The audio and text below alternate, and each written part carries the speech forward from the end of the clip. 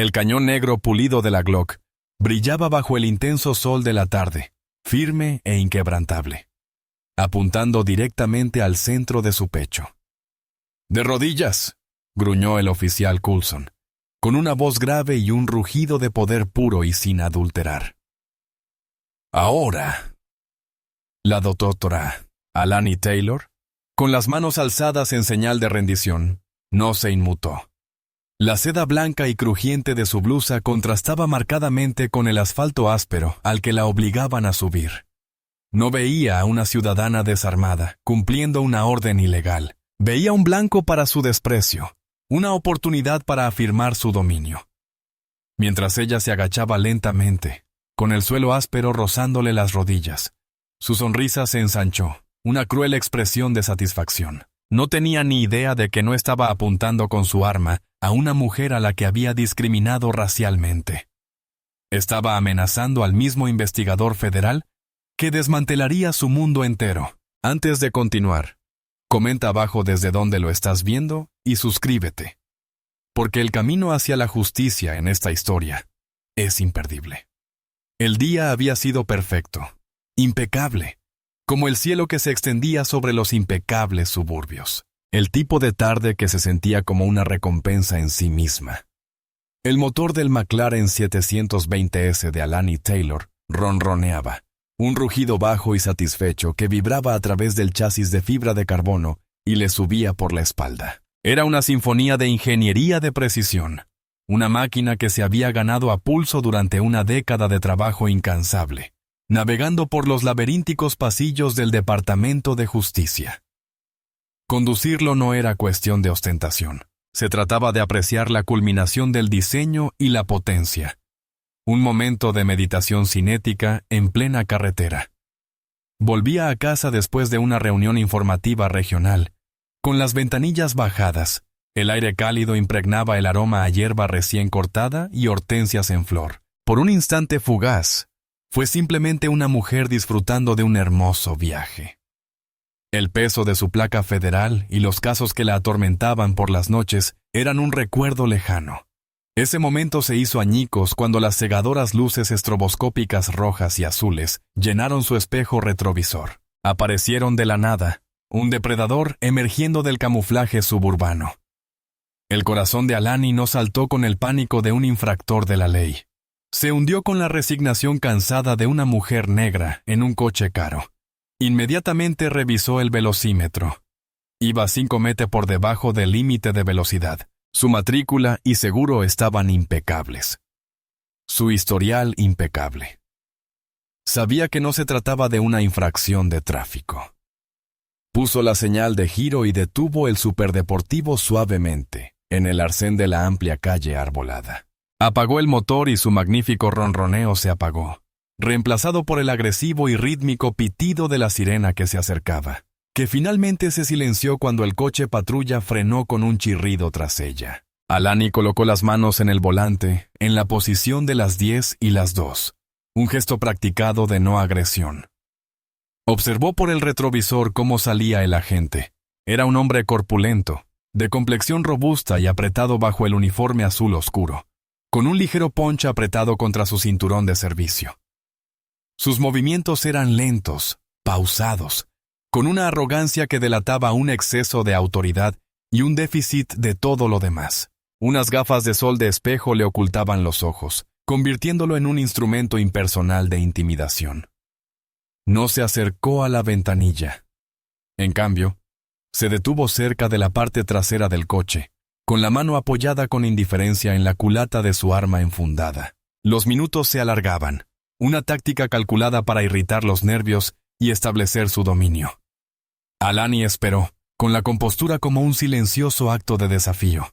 Finalmente, avanzó lentamente, sus botas crujiendo sobre la grava. Miró por la ventanilla del copiloto, recorriendo con la mirada el interior de cuero a medida antes de posarse en ella. «Vaya, vaya, ¿qué tenemos aquí?» Su voz era un tono perezoso, impregnado de condescendencia. Licencia, matrícula y comprobante del seguro.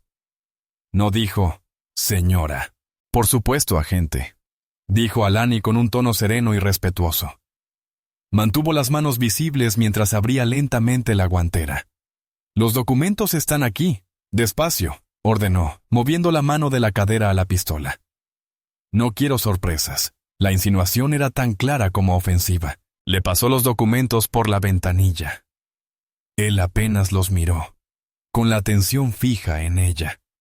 «Este coche es un infierno para una chica como tú», dijo, con las patas deliberadas, cargadas de significado.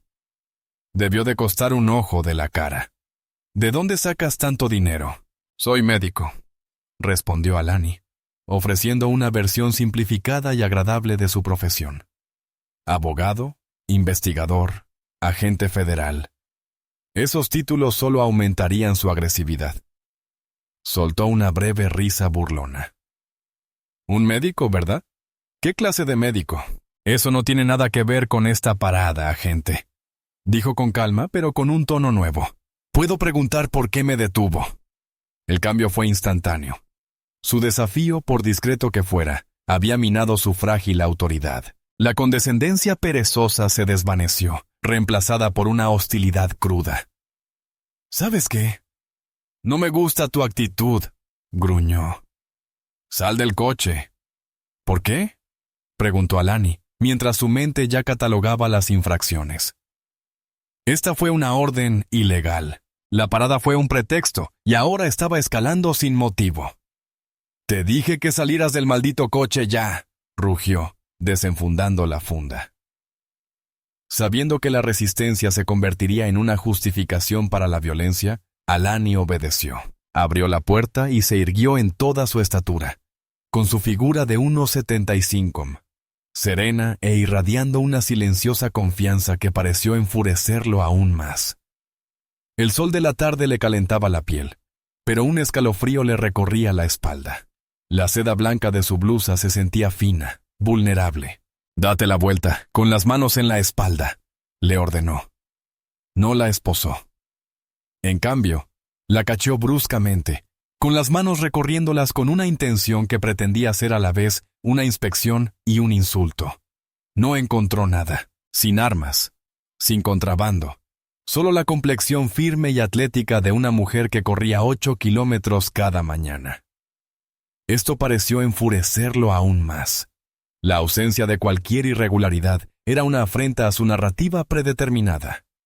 Su frustración se desbordó.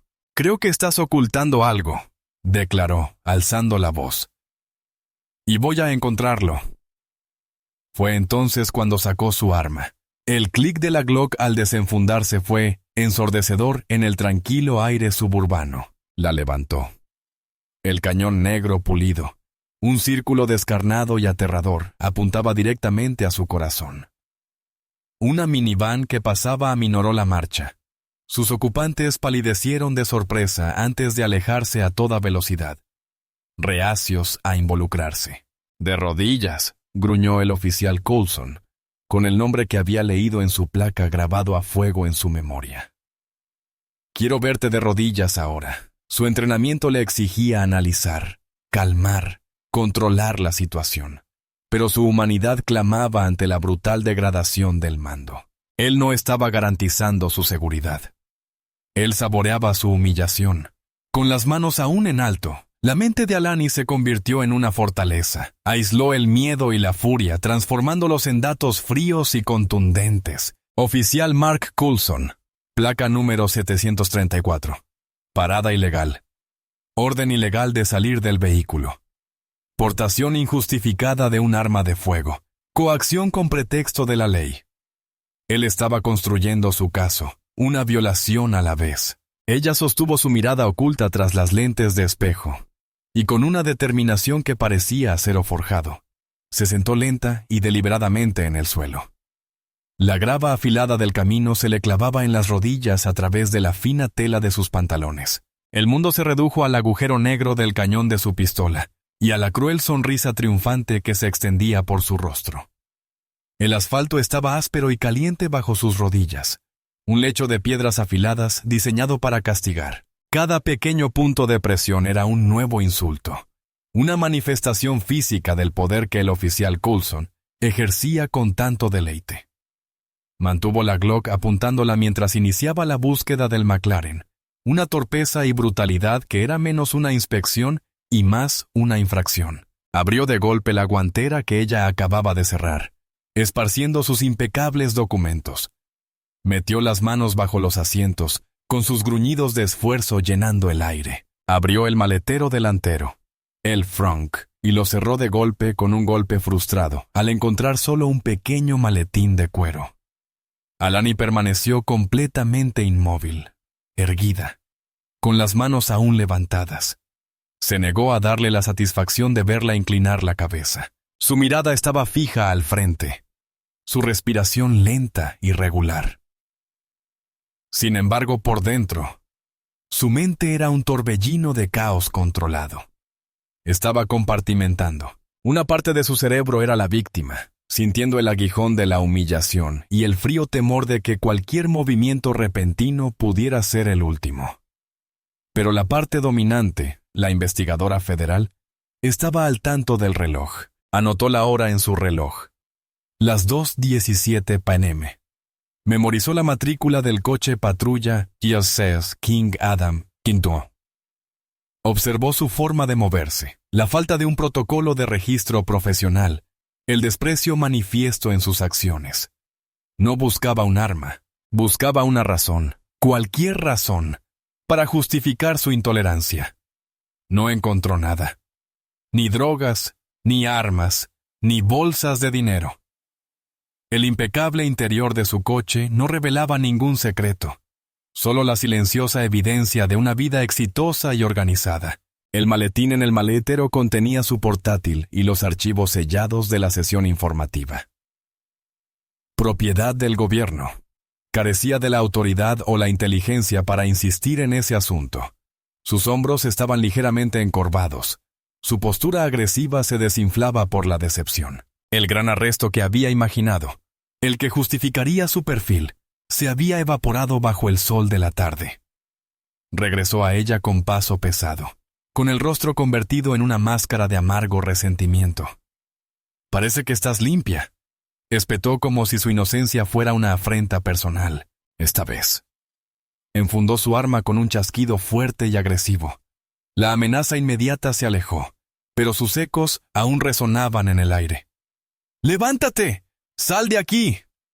No le ofreció la mano. No se disculpó. Simplemente le dio la espalda y regresó pavoneándose a su patrulla. Su autoridad se impuso. Su crueldad se satisfizo. Alani se levantó lenta y elegantemente. Sus rodillas gritaron en protesta y sintió el agudo escozor donde la grava le había roto la piel. Se sacudió el polvo y las piedritas de los pantalones, con movimientos pausados y pausados. Bajó la mirada hacia su blusa de seda blanca. Una pequeña mancha de suciedad manchaba la tela impecable donde se había apoyado. Era una mancha diminuta, pero parecía una marca. Se negó a mirarlo mientras él estaba sentado en su coche, probablemente poniéndole una multa por una infracción inexistente para justificar la detención. Caminó hacia su coche, abrió la puerta y se sentó de nuevo en el asiento del conductor. El suave cuero se sentía como un santuario tras la dureza del asfalto. No arrancó el motor inmediatamente. Permaneció sentada un minuto entero, con las manos apoyadas en el volante y la mirada fija en la carretera. Vio que el coche arrancaba y se alejaba a toda velocidad por la calle, desapareciendo en una curva.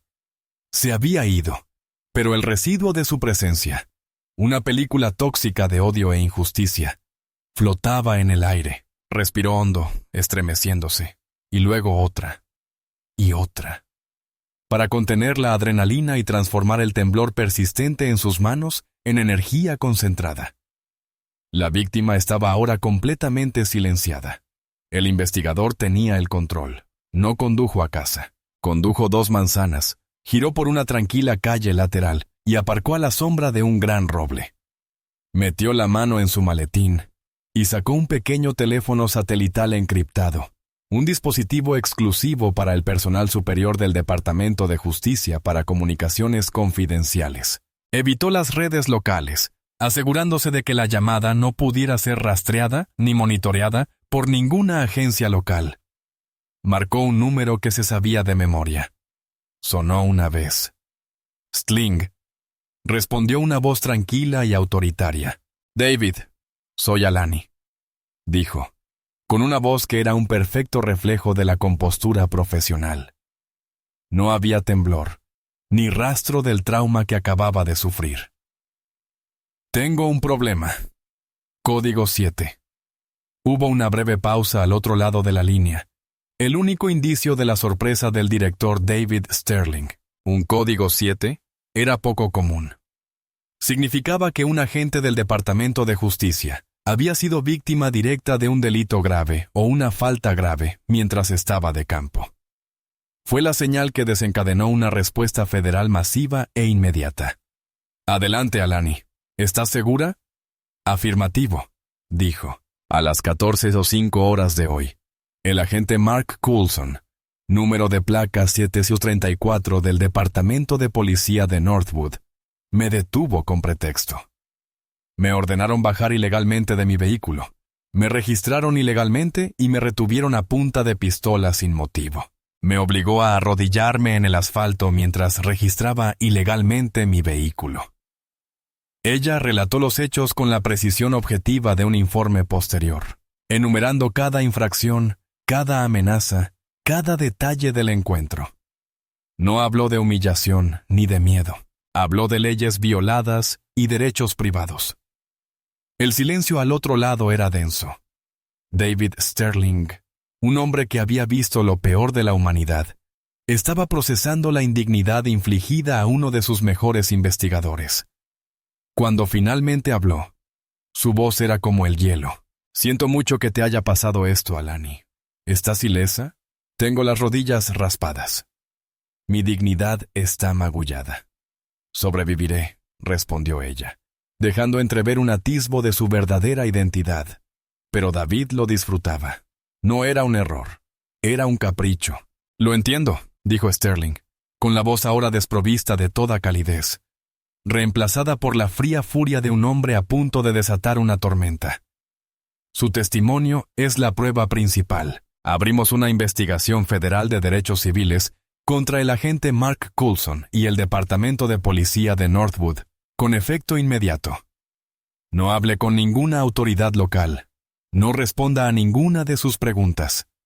A partir de este momento, usted es un testigo federal. Un equipo de respuesta inicial de la oficina regional del FBI se está enviando a su ubicación. Envíame tus coordenadas. Te acompañarán a casa. Nos encargamos, Alani. Todo el peso de este departamento recae sobre nosotros. Colgó la llamada y envió su ubicación. Reclinando la cabeza contra el reposacabezas de cuero, Alani cerró los ojos. La máscara de serenidad permaneció intacta, pero bajo ella apareció una pequeña sensación de alivio. Todo estaba en marcha. Ya no era solo su dolor, su humillación. Era un caso federal, y sabía con una certeza absoluta, profundamente arraigada en sus huesos, que sería ella quien lo llevaría hasta el final. El oficial Mark Coulson estaba sentado en la sala de descanso del Departamento de Policía de Northwood, tomando un café tibio. La adrenalina de la parada hacía tiempo que se había desvanecido, reemplazada por un resentimiento familiar y latente. La mujer del coche de lujo estaba limpia. Eso lo irritaba. En su visión del mundo, la gente como ella, negra, exitosa y segura de sí misma, siempre ocultaba algo. Su serenidad, su negativa a dejarse intimidar, lo había sentido como un ataque personal a su autoridad. Necesitaba replantear la historia en su mente y, sobre todo, en el papel. Se conectó a la terminal de su patrulla y comenzó a escribir el informe del incidente. La pantalla en blanco era un lienzo para su ficción. Con cada pulsación, distorsionaba la realidad del encuentro en una versión que lo presentaba como el héroe, y aladró a Alani Taylor como la villana. Escribió que había visto su McLaren zigzagueando en su carril, una clara señal de un posible conductor ebrio. Mentira número 1. Afirmó que, al iniciar la detención, la conductora, Alani Taylor, se mostró inmediatamente hostil y agresiva, con palabras cargadas de desprecio hacia las fuerzas del orden. En segundo lugar, Detalló cómo ella se negó a sus órdenes iniciales, legítimas, de que le presentara sus documentos, obligándolo a pedírselos en repetidas ocasiones. Mentira número 3. La pieza central de su invención fue el momento en que le ordenó salir del coche. Escribió que ella hizo un gesto ferviente hacia la consola central, lo que le hizo creer que buscaba un arma. Esto, escribió con justificación, fue la razón por la que sacó su pistola reglamentaria. Que ella se arrodillara no fue consecuencia de su orden, sino un gesto dramático y voluntario de su parte mientras seguía gritándole obscenidades. Describió a una mujer desquiciada, peligrosa y una amenaza creíble para la seguridad de los agentes. Concluyó el informe afirmando que, por pura cortesía profesional, la había dejado ir con una advertencia a pesar de su comportamiento agresivo. Firmó el informe, sellando su versión de los hechos en los registros oficiales del departamento. Sintió alivio. Era su palabra contra la de ella, y en este mundo sabía qué palabra tenía más peso. Su satisfacción duró poco. 1 hora después, su sargento lo llamó a su oficina. El jefe estaba al teléfono, con la voz metálica y tensa por el altavoz. «Coulson, ¿qué demonios hiciste? Acabamos de recibir una llamada del director regional del Departamento de Justicia. Te están abriendo una investigación de derechos civiles. A ti personalmente». A Coulson se le heló la sangre. El Departamento de Justicia, no asuntos internos, ni ningún comité de supervisión local. Los federales. Debió de llamar a alguien, balbuceó, y su relato, cuidadosamente construido, de repente se sintió endeble. Estaba mintiendo, jefe. Una auténtica imbécil. Amenázame. Dijo que tenía contactos. Ahórratelo. El jefe espetó. Tu representante sindical está en camino. No digas ni una palabra más a nadie hasta que hables con él. El representante sindical, un hombre agresivo con cara de bulldog llamado Stan Henderson, llegó en 20 minutos. Le dio una palmadita en el hombro a Coulson, con una sonrisa cómplice. No te preocupes por nada, Mark, dijo Henderson con voz áspera y barítona. Estos peces gordos del Departamento de Justicia vienen aquí creyendo que pueden controlar el negocio, pero no saben cómo lo hacemos. Protegemos a los nuestros.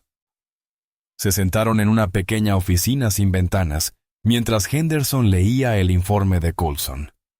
Asintió con aprobación. Bien, esto está bien. Movimiento furtivo, desobediente, beligerante. Esa es la tripleta. Su palabra contra el informe oficial de un oficial condecorado. ¿A quién crees que le van a creer? Pero son el Departamento de Justicia, dijo Coulson, con la confianza que le había dado antes. No estamos tratando con ningún defensor público, y es una rica con un superdeportivo que probablemente se cree por encima de la ley, replicó Henderson, con la voz impregnada del mismo resentimiento clasista que sentía el propio Coulson.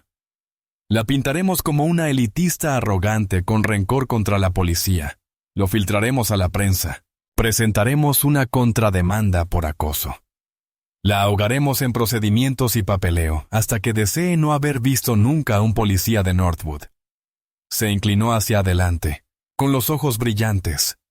El muro azul es real, Mark, y estos agentes federales están a punto de chocar contra él. Nos adelantaremos a esto. Haré algunas llamadas. Lo presentaremos como un ataque no solo contra ti, sino contra todos los policías de este departamento. Un ataque a la ley y el orden. Las palabras de Henderson fueron un bálsamo para los nervios de Coulson. Sintió que su bravuconería regresaba. No estaba solo.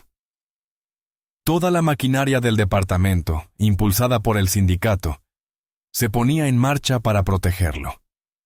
Formaba parte de una hermandad, una fortaleza. Mentirían por él, lo encubrirían y atacarían a cualquiera que se atreviera a cuestionarlo. El informe inventado ya no era solo su historia. Era la verdad oficial del departamento. Al salir de la reunión, Coulson sintió una renovada sensación de invencibilidad. Que vinieran los federales tenía todo el apoyo del Departamento de Policía de Northwood. El muro resistiría. Siempre lo había hecho. Ignoraba que la mujer a la que había obligado a arrodillarse no era solo una agente federal. Era experta en demoliciones y venía a por los cimientos. 2 días después del incidente, Alani recibió la llamada que esperaba. Era de la División de Asuntos Internos del Departamento de Policía de Northwood. Un detective Miller y un detective Shaw la solicitaron para que presentara una declaración formal. Su director del Departamento de Justicia, David Sterling, ya le había asesorado sobre el protocolo.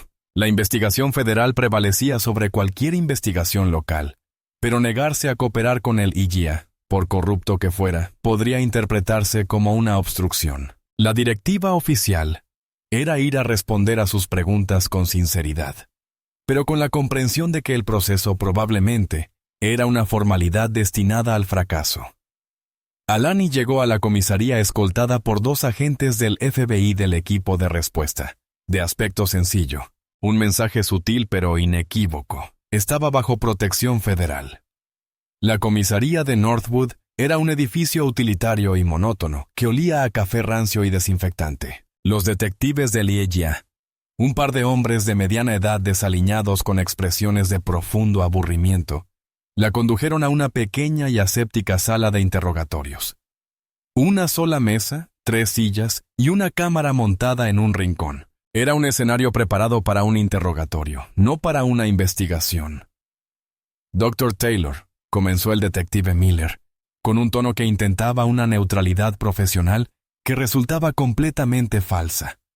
Solo estamos aquí para conocer su versión de los hechos. ¿Podría explicarnos los sucesos del martes por la tarde?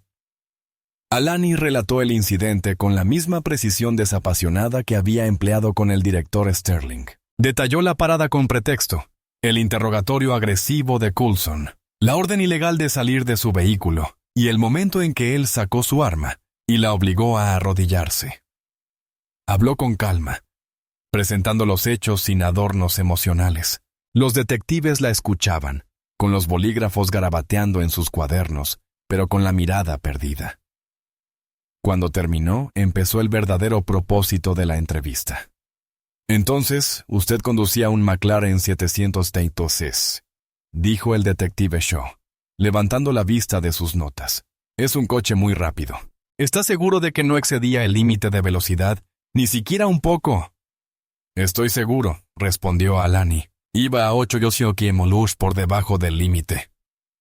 El informe del agente Coulson indica que zigzagueaba en su carril, intervino Miller. Sospechaba que podría estar bajo la influencia del alcohol. ¿Había bebido algo ese día?, preguntó, con voz firme. Y no zigzagueaba.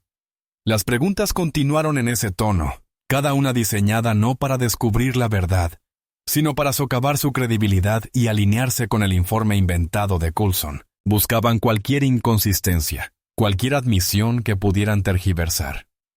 El oficial Coulson también notó que usted se puso muy nervioso, dijo Shaw, eligiendo cuidadosamente las palabras. Lo describió como hostil. Así es como caracterizaría su comportamiento. Yo caracterizaría mi comportamiento como obediente pero reacio a dejarme intimidar, lo corrigió Alani. Respondí a sus preguntas hasta que se volvieron irrelevantes para una parada de tráfico legal. Expresé mis derechos con calma. Entonces discutiste con el agente, insistió Miller. Cuestioné la legalidad de sus órdenes, lo cual es mi derecho como ciudadana, afirmó. El ambiente en la sala se llenó de una animosidad tácita. No estaban investigando a un compañero. Estaban interrogando a una acusadora. El momento más revelador de la entrevista se produjo cuando ella describió cómo la obligaron a arrodillarse a punta de pistola. El detective Shaw se recostó en su silla, con una leve sonrisa cínica en los labios. Es un trabajo muy estresante, doctora Taylor. Los agentes tienen que tomar decisiones instantáneas para garantizar su seguridad. El informe del oficial Coulson menciona que usted hizo un movimiento repentino y furtivo dentro de su vehículo. ¿Puede hablarnos de eso? Alani lo miró directamente a los ojos, sin pestañear. No hubo ningún movimiento furtivo. Estaba buscando mis documentos en la guantera, como me había indicado. Su decisión de sacar el arma no fue por seguridad. Fue un acto de agresión e intimidación. Los dos detectives intercambiaron una mirada fugaz, casi imperceptible, que transmitió una conclusión compartida. Ya habían tomado una decisión. Esta mujer era, como probablemente la había incriminado el representante sindical, una alborotadora arrogante que no respetaba la placa. La entrevista concluyó unos minutos después. Gracias por su cooperación, doctora Taylor. Nos pondremos en contacto, dijo Miller, con un tono de cortesía procesal vacío, al salir de la sala de interrogatorios. Escoltada por su escolta del FBI, Alani supo con absoluta certeza cuál sería el resultado de la investigación de Leah.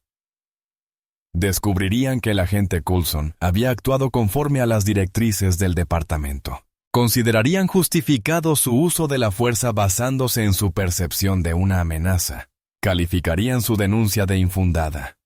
Todo el proceso fue una farsa, una danza cuidadosamente coreografiada de negación plausible, diseñada para proteger a la institución de la rendición de cuentas. Era una máquina bien engrasada para exonerar a los suyos. Al salir de la comisaría y volver al aire libre y limpio, Alani sintió un renovado sentido de propósito.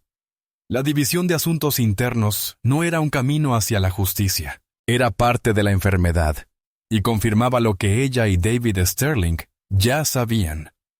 Para curarla, necesitarían recurrir a un poder que el Departamento de Policía de Northwood no pudiera controlar, manipular ni ignorar. La ilusión de supervisión local se había desvanecido, y ahora podía comenzar la verdadera investigación. El sargento Frank Miller no tenía parentesco con el detective de Leah que había interrogado a Alani. Era un policía completamente diferente, a sus 58 años. Era una reliquia de otra época. Un hombre que aún creía que la placa debía significar algo más que lealtad tribal. Había pasado 30 años en el departamento de policía de Northwood, observando cómo la corrupción y el favoritismo, lenta e insidiosa, devoraban la esencia del departamento. Había visto a buenos policías destituidos y a matones como Mark Coulson, protegidos y ascendidos.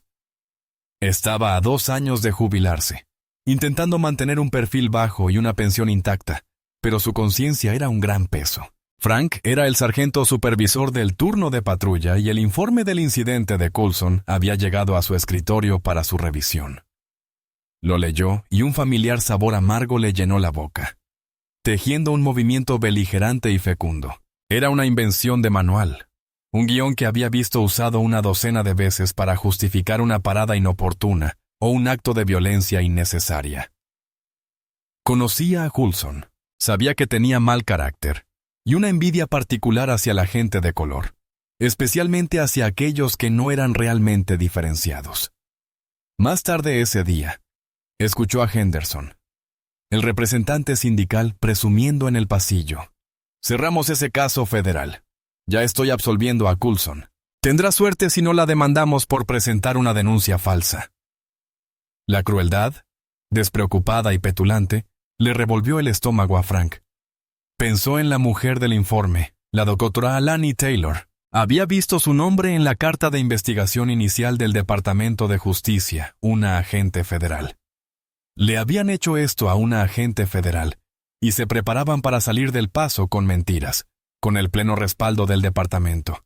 El peso moral de su silencio se volvió insoportable. Durante años, se había dicho a sí mismo que alzar la voz era un suicidio profesional, que un solo hombre no podía cambiar un sistema corrupto. Tenía familia, una hipoteca, pero ver cómo se desarrollaba todo esto, ver al departamento unirse en torno a un matón como Coulson para desacreditar a una víctima que ocupaba un puesto de autoridad federal, parecía un punto sin retorno. Esta no era una simple queja de un ciudadano que pudiera ser fácilmente desestimada. Era el Departamento de Justicia de Estados Unidos. Si el departamento estaba dispuesto a mentir descaradamente ante una investigación federal, entonces era realmente insalvable desde dentro.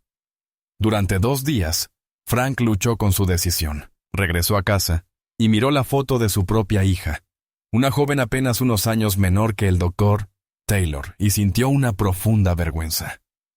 ¿Qué clase de mundo le estaba dejando si permitía que hombres como Coulson actuaran con impunidad, protegidos por un muro de mentiras del que él mismo formaba parte? La tercera noche, tomó una decisión. Usando un teléfono desechable que guardaba para emergencias, encontró un número de contacto seguro de la Oficina Regional del Departamento de Justicia. Sabía que esta llamada podría acabar con su carrera y potencialmente ponerlo en peligro a él y a su familia. El muro azul no era solo un código de silencio.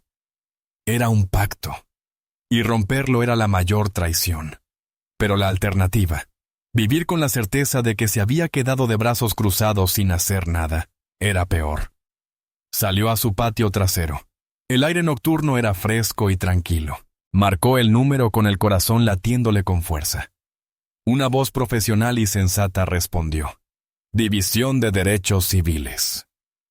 Necesito hablar con el investigador principal del caso de la policía de Northwood, dijo Frank en voz baja, disimulada por una leve aspereza. El de ladrón a Lenny Taylor. ¿Quién llama, por favor? Eso no importa, dijo Frank. Lo importante es que tengo información. Información que prueba que el departamento está encubriendo al oficial Coulson. Información que prueba que no es la primera vez que hace algo así. Hubo una pausa en la línea mientras el agente procesaba la gravedad de la llamada. Esta era la oportunidad que habían estado esperando. ¿Dónde pueden verse? Hay un viejo restaurante junto a la carretera en el cruce, dijo Frank, nombrando un lugar a 20 metros del pueblo, una reliquia olvidada donde ningún policía sería atrapado muerto. Mañana al mediodía estaré en una mesa de la esquina. Dile que venga sola. Colgó antes de que pudieran hacer más preguntas. De pie en la oscuridad de su patio, Frank Miller sintió un terror que no había experimentado desde sus años de novato, pero se mezclaba con algo más, una pizca de alivio. Había pasado toda una vida tras el muro azul, reforzándolo con su silencio. Ahora estaba a punto de entregarle a alguien el mazo para derribarlo. No sabía si el doctor se podía confiar en Taylor, pero sabía con absoluta certeza que su propio departamento no. Era una apuesta desesperada, una voz desde las sombras que se alzaba, esperando que esta vez alguien estuviera escuchando. El Crossroads Diner era un ejemplo de gloria desvanecida. El cromo estaba picado, el vinilo rojo de los altavoces agrietado, y el aire olía a café rancio y grasa vieja. Era el lugar perfecto para ser invisible. Alani entró sola, tal como le había indicado quien llamó. Llevaba vaqueros y una sencilla sudadera gris con capucha. Sus habituales trajes de poder, a medida habían sido reemplazados por un atuendo diseñado para mimetizarse. Su mirada recorrió la sala y lo identificó de inmediato. Un hombre de unos 50 años, con la mirada cansada y el rostro marcado por las profundas arrugas que resultan de décadas de estrés. Estaba sentado en la esquina del fondo, bebiendo un café. Parecía como 1000 funcionarios agotados que había visto en su carrera. Se sentó en la cabina frente a él. Soy Alani Taylor. No dijo su nombre. Solo asintió, observándola con la mirada, buscando algo. No parece que estés aquí para jugar, dijo finalmente, con la voz entrecortada. No lo estoy, confirmó ella. Dijiste que tenías información. Miró el restaurante vacío, luego se agachó y levantó una desgastada carpeta estilo acordeón sobre la mesa. Era gruesa, abarrotada de papeles. La deslizó por la mesa para Micah. Llevo 30 años en la policía, dijo con una profunda amargura en la voz. He visto mucho. Me lo tragué casi todo. Callé. Pero Coulson es diferente. No es solo un mal policía. Es un depredador que usa la placa como escudo. Alani miró el expediente y luego lo miró a él. ¿Qué es esto? Es el expediente real de Coulson, dijo el sargento. El que no tiene asuntos internos. El que el sindicato se asegura de que nunca salga a la luz. Se inclinó hacia adelante, su voz apenas un susurro. Cada vez que una denuncia en su contra estaba a punto de prosperar, se sepultaba, el informe se perdía, el testigo se retractaba de su declaración, Empecé a hacer copias. Al principio, solo para cubrirme. Luego se convirtió en un hábito, un registro de la enfermedad. Alani abrió la carpeta. No eran solo copias de informes oficiales. Era un registro extraoficial del reinado de terror de un hombre. El primer archivo era una denuncia de hacía 12 años. Un joven latino fue detenido por una luz trasera rota y luego golpeado durante la detención por resistirse al arresto. Los cargos contra el hombre finalmente fueron retirados, y su denuncia contra Coulson fue desestimada por infundada. Adjunto al informe había una pequeña fotografía granulada del rostro magullado del hombre, una imagen que Frank había tomado él mismo.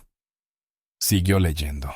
Página tras página detallaba un patrón de comportamiento escalofriante casi idéntico a su propia experiencia, pero a menudo con consecuencias mucho más violentas.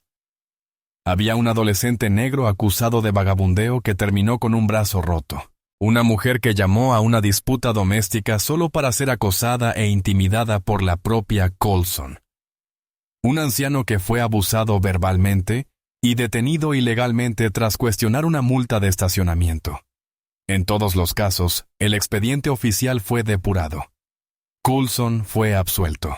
Las víctimas fueron ignoradas o desacreditadas. Pero el archivo oculto de Frank contenía las pruebas que el departamento había ocultado.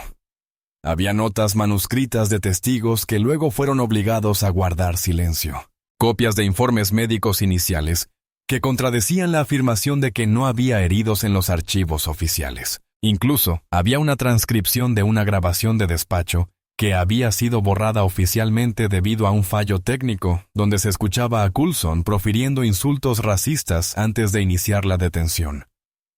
¿Por qué yo? ¿Por qué ahora?, preguntó Alani en voz baja, con la mirada aún recorriendo los documentos incriminatorios. Porque eres diferente, dijo. Tienes un poder que no pueden ignorar. Pueden enterrar la queja de un chico de barrio marginal. Pueden intimidar a una madre de clase trabajadora, pero no pueden hacer desaparecer al Departamento de Justicia. Los vi construir su muro de mentiras a tu alrededor. Como siempre. Me di cuenta de que si no podía superarlo, nadie podría. Dio un último sorbo a su café. Me faltan 2 años para jubilarme. Esto, señaló el archivo. Esto me destruirá si alguna vez lo recuerdo. Mi nombre jamás podrá asociarse con esto. Tienes mi palabra, dijo Alani, mirándolo a los ojos. Ella comprendió la gravedad de su sacrificio. Le confiaba la obra de su vida, un secreto que había guardado durante años, y su propia supervivencia dependía de su discreción. Estarás protegida. Tu información será tratada como si proviniera de un informante anónimo y confidencial. Asintió, sintiendo que un peso se le quitaba de los hombros. Su verdadera enfermedad es el poder, dijo Frank con voz llena de asco. Le gusta hacer sentir insignificante a la gente, sobre todo a quienes considera inferiores a él. Lo que te hizo, obligándote a arrodillarte, es su sello personal. Ya lo ha hecho antes. Hay una declaración de un niño de hace unos 5 años. Lo mismo. Con una pistola en la cabeza, obligado a arrodillarse en la acera por una parada de tráfico. Alani sintió una furia fría que la invadió. Su propia humillación no fue un acto aislado de crueldad. Formaba parte de un profundo patrón patológico. Este expediente ya no trataba solo de su caso. Trataba de cada persona cuya vida Coulson había dañado, de cada voz que el departamento había silenciado. Cerró la carpeta. Su peso era mucho mayor que la suma de sus páginas. Era la clave. Era el plano de la historia de Coulson y la corrupción del departamento. «Gracias, sargento», dijo, reconociendo finalmente el rango que sabía que tenía.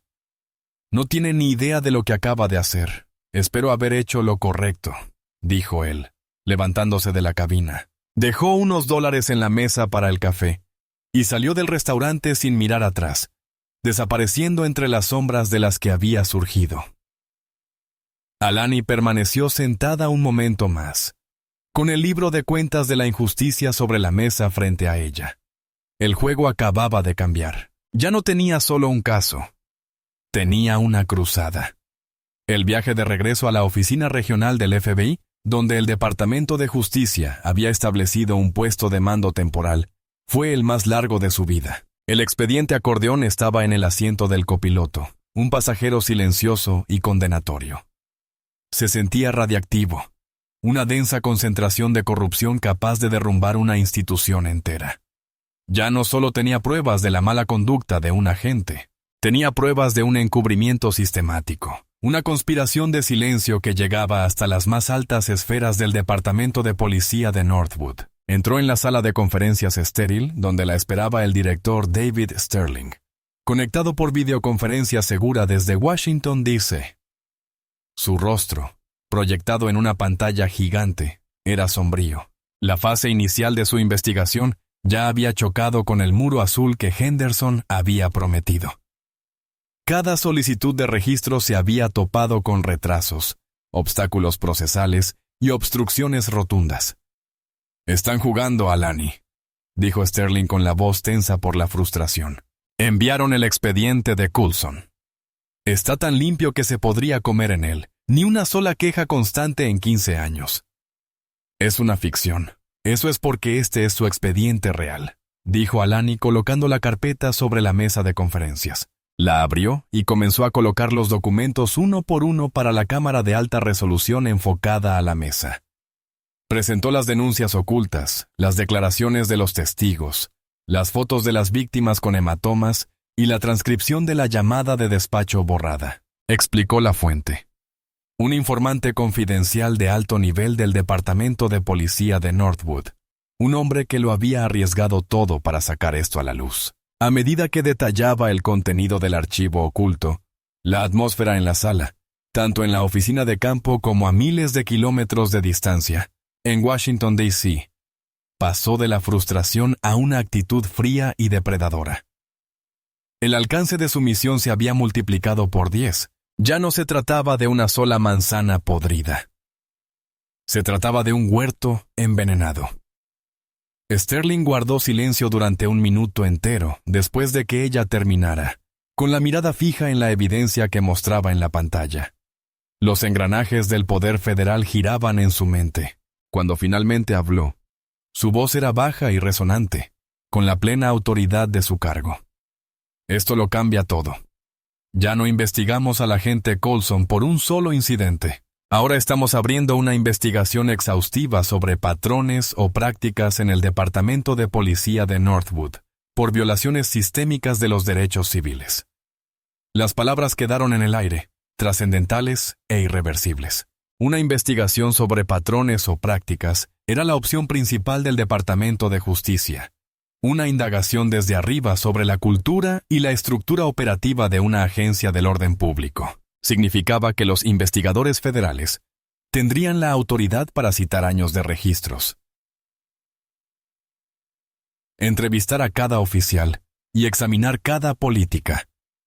Fue una declaración de guerra contra la corrupción del departamento. «Alani, tú liderarás el equipo de campo», ordenó Sterling. «Esto empezó contigo y lo llevarás a cabo. Reúne a tu equipo.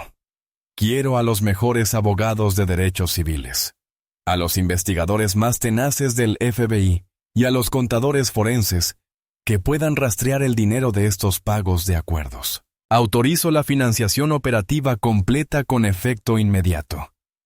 El gigante federal, que había estado tentativamente llamando a la puerta de Northwood, ahora se preparaba para derribarla. Las directivas de Sterling fueron rápidas y contundentes. El informante confidencial debe estar protegido a toda costa. Toda la información de ese archivo debe estar protegida. La usaremos para guiar nuestra investigación y saber qué pruebas debemos revisar, pero verificaremos todo de forma independiente. Construiremos nuestro propio caso pieza por pieza para que la fuente nunca se vea comprometida. Continuó.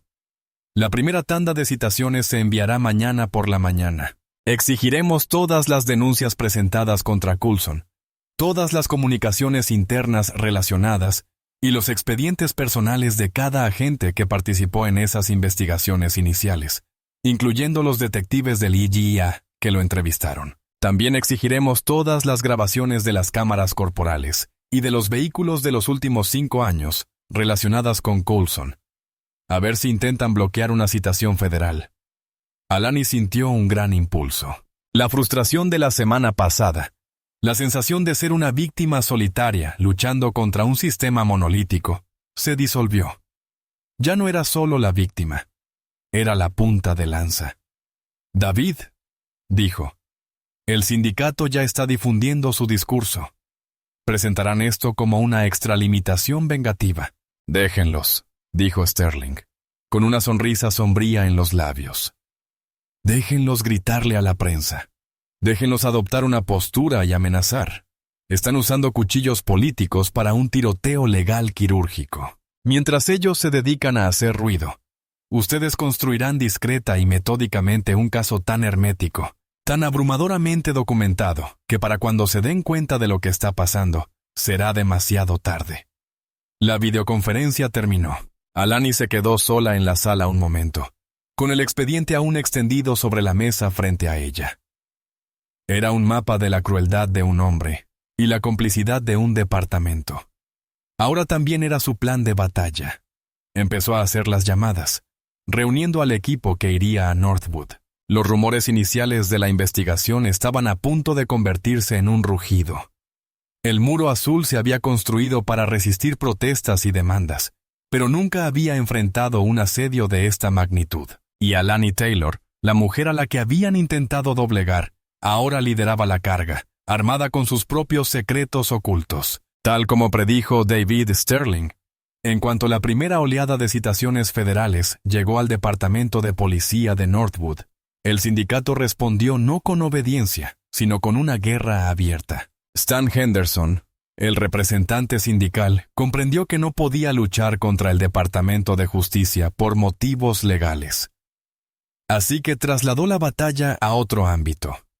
La opinión pública. Llamó a un periodista que tenía en nómina, un conocido bloguero de ataque conocido por su postura antigubernamental, a favor de la policía llamado Bill Finney. Henderson le alimentó con una narrativa cuidadosamente elaborada.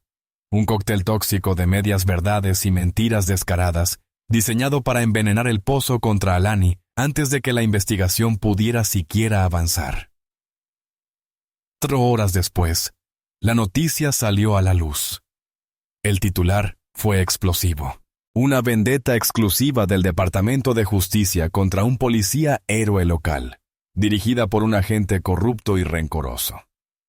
El artículo fue una obra maestra de difamación. Retrataba al oficial Coulson como un servidor público dedicado y condecorado, un hombre de familia injustamente engañado por una agencia federal con una agenda política. La estrella del artículo, sin embargo, era Alani. Finney, utilizando fuentes anónimas del departamento, la retrató no como una víctima, sino como una burócrata arrogante y ávida de poder. Escribió que conducía su superdeportivo millonario de forma imprudente y que cuando el agente Coulson la detuvo, con razón, montó en cólera. El artículo afirmaba que le había gritado a Coulson, ¿sabes quién soy? Y lo había amenazado con quitarle el trabajo. Su queja, argumentaba el artículo, no era más que el acto vengativo de una elitista privilegiada, que no soportaba ser tratada como una ciudadana común. La parte más venenosa del artículo ahondaba en su historial profesional. Finney había deformado su exitosa carrera en el Departamento de Justicia, convirtiéndola en un siniestro patrón. Mencionó 2 casos anteriores que ella había liderado contra otros departamentos de policía, presentándolos no como procesamientos exitosos de agentes corruptos, sino como evidencia de un arraigado prejuicio antipolicial obsesivo. La llamó la cazadora de placas, una agente federal que se hizo famosa destruyendo las vidas de policías esforzados. La historia se extendió como la pólvora por el ecosistema mediático de derecha. Fue retomada por los canales de noticias por cable y compartida miles de veces en redes sociales por grupos de apoyo policial. La narrativa era simple, contundente y profundamente divisiva. Un valiente policía local contra un agente federal corrupto. El nombre de Alani, que se había mantenido al margen de los informes iniciales, ahora era público. Su fotografía, pegada al retrato de Coulson, con aspecto estoico, del departamento. El efecto fue inmediato y brutal. La sala de conferencias de la oficina de campo, antes un centro de investigación seguro, ahora parecía un búnker asediado. El teléfono de Alani empezó a sonar con llamadas de números desconocidos, algunos dejando mensajes de voz llenos de mensajes mordaces, racistas y amenazantes. Su buzón de correo electrónico estaba inundado de mensajes de odio. En línea, troles anónimos diseccionaban su apariencia, su trayectoria y su raza, mientras que supuestos patriotas exigían su despido. Henderson y el sindicato habían utilizado con éxito la opinión pública como arma. Habían creado suficiente humo para ocultar el fuego de los verdaderos crímenes de Coulson. Los medios locales, ávidos de una historia centrada en el conflicto, comenzaron a publicar segmentos que cuestionaban los motivos del Departamento de Justicia. ¿Se trataba de una investigación legítima o de una cacería de brujas con motivaciones políticas? El debate público ya no giraba en torno a un policía que obligaba a una mujer desarmada a arrodillarse a punta de pistola. Se trataba de la credibilidad de la propia mujer. Dentro del Departamento de Justicia, la presión empezó a aumentar. Mientras Sterling y su equipo inmediato la apoyaban incondicionalmente, otros funcionarios en Washington se preocupaban por la pesadilla de relaciones públicas. Alani fue citada a una videoconferencia con un fiscal general adjunto, un cargo político cuya principal preocupación era gestionar la percepción pública. «Doctora Taylor», comenzó la mujer con voz suave y cautelosa. «Esto se está convirtiendo en un circo mediático. ¿Está completamente segura de la solidez de su posición?» La imagen es desafiante. La imagen es desafiante porque la oposición está involucrada en una campaña de desprestigio coordinada, replicó Alani con voz fría y firme. Mi postura se basa en pruebas y hechos, no en cómo un bloguero decide presentarla. El hombre violó mis derechos civiles, y tiene un historial documentado de hacerlo con otros. Esa es la única perspectiva que debería importar. Terminó la llamada sintiendo el inmenso peso de la maquinaria a la que se enfrentaba. Ya no solo luchaban contra el Departamento de Policía de Northwood, luchaban contra una narrativa cultural profundamente arraigada, un poderoso grupo de presión político y el insidioso poder de la manipulación mediática. La estrategia del sindicato fue brillante en su cinismo. Sabían que si podían destruir su reputación, también podrían destruir su caso. Llevaban a la víctima a juicio, y por un instante aterrador, pareció funcionar. Sentada en el silencio de la sala de conferencias, con los titulares de odio encendidos en la pantalla de su portátil, comprendió que esta lucha requeriría algo más que pruebas. Se necesitaría una voluntad de hierro para resistir el fuego de la condena pública, un fuego que se estaba atizando deliberada y expertamente para consumirla. La campaña de desprestigio había traspasado el ambiente esterilizado de la investigación y se había infiltrado en cada rincón de la vida de Alani. La presión ya no era una fuerza externa, era una atmósfera constante y sofocante. Al entrar en la oficina de campo, percibió un sutil cambio en el ambiente. Si bien su equipo principal se mantuvo fervientemente leal, algunos de los agentes subalternos del FBI asignados al caso la miraban con una pizca de duda. Habían crecido en una cultura que veneraba a las fuerzas del orden. Y la narrativa del sindicato, por falsa que fuera, había sembrado la incertidumbre. ¿Era realmente una investigadora imparcial o, como pregonaban los blogs, una mujer con una venganza personal? Este escepticismo interno era un veneno silencioso. Durante una sesión de estrategia, un joven y ambicioso abogado de su equipo cuestionó una línea de investigación. ¿Estamos seguros de que investigar este ángulo no alimenta la narrativa de que estamos en una expedición de pesca?, preguntó. La pregunta fue formulada con profesionalismo, pero el subtexto era claro. Le preocupaba la imagen. ¿Cómo la oposición manipularía sus acciones? Nuestro trabajo no es gestionar su narrativa, declaró Alani. Su voz interrumpió la sala, silenciando todas las conversaciones secundarias. Nuestro trabajo es seguir la evidencia a donde sea que nos lleve. La verdad no se doblega ante las relaciones públicas. Seamos claros. Cualquiera en este equipo que esté más preocupado por el blog de Bill Finn que por la Constitución de los Estados Unidos puede ser reasignado. Sin preguntas. El desafío flotaba en el aire. Una confrontación directa con la duda creciente. Nadie se movió. El punto estaba claro. Pero Alani sabía que la presión estaba pasando factura. Fuera de la oficina, la situación era peor. El director regional del FBI le asignó un equipo de seguridad permanente. La llevaban y la traían del apartamento amueblado que el Departamento de Justicia le había alquilado. Su presencia era un recordatorio constante de que las amenazas contra ella se consideraban creíbles. Los paparazzi, una mezcla de medios de comunicación tradicionales y blogueros partidistas, estaban acampados fuera del edificio, gritándole preguntas y tomando fotos cada vez que entraba o salía. Su anonimato había desaparecido. Su vida se había convertido en un espectáculo público. El aislamiento era profundo. Estaba a cientos de kilómetros de su casa, de sus amigos y de su familia. Hablaba con sus padres todas las noches. Sus voces eran una mezcla de orgullo y profundo temor por su seguridad. Los tranquilizaba con una confianza que no siempre sentía. Los artículos habían sacado a la luz todos los aspectos de su vida, convirtiendo sus logros en arrogancia y su ambición en un defecto de carácter. La juzgaba no por sus acciones, sino por la caricatura que el sindicato había creado. Una noche, agotada tras una jornada de 16 horas, revisando documentos y coordinando equipos de investigación, se sentó en su silencioso apartamento, con las luces de la ciudad centelleando abajo.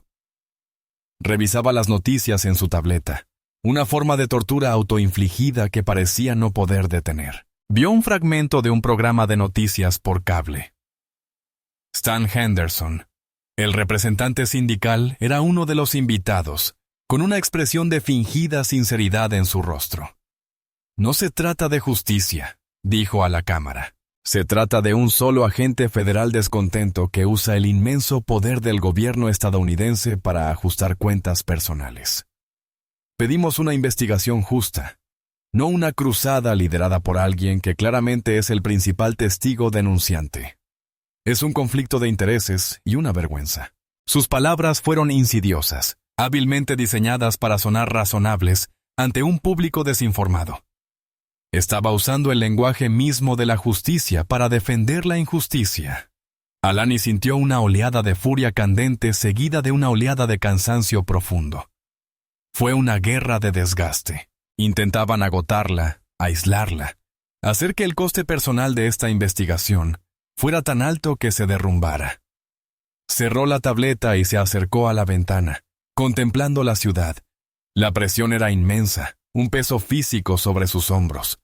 Por un instante se permitió sentir toda su fuerza, la duda de sus colegas, el odio de desconocidos, el miedo de su familia, los incesantes ataques a su integridad.